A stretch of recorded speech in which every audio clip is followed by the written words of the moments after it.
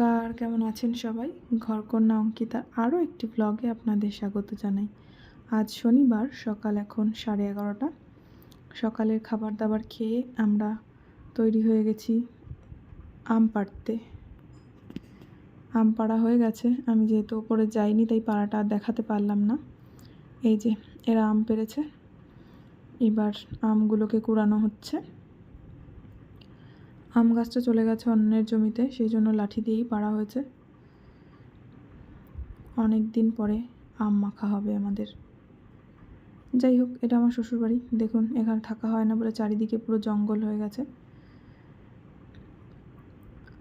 এই যে সবাই আম কুড়িয়ে এখানে এনে রাখছে। আমগুলোকে ছাড়িয়ে এভাবে গ্রেটারে গ্রেট করে নিচ্ছি। বেশ কিছুটা আম ছাড়িয়ে বড় বড় করে কেটেও নিয়েছি, কারণ সব কিছু গ্রেটারে গ্রেট করলে পুরো একদম ঝোলঝোল হয়ে যাচ্ছিল।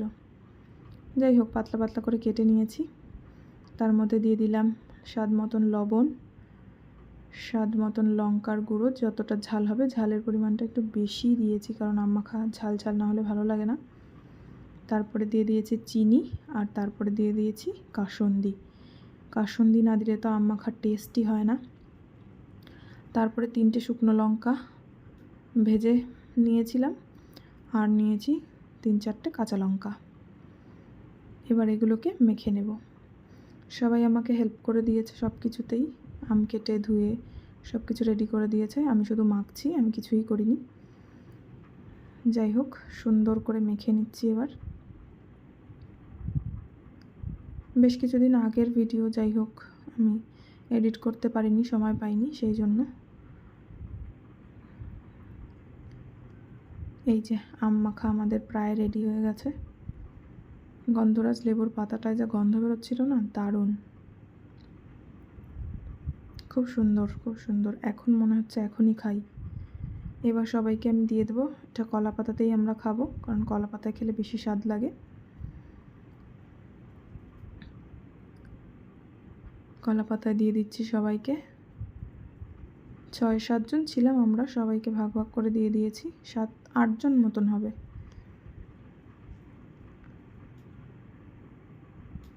অনেক দিন পরে খাচ্ছি আম মাখা। বেশ সেই পুরনো দিনের ছোটোবেলার কথা মনে পড়ে যাচ্ছে।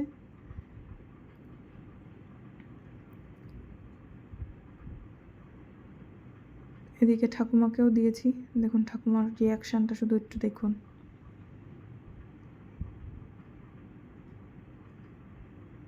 তারপরে সঞ্চিতা, ও তো খেতেই পারছিল না, পড়ে যাচ্ছিল, ওকে হেল্প করে দেওয়া হচ্ছে। যাই হোক, ভিডিওটা কেমন লাগলো অবশ্যই জানাবেন। অনেক দিন পরে আম মাখার ভিডিও, ভালো লাগলে জানাবেন। টাটা।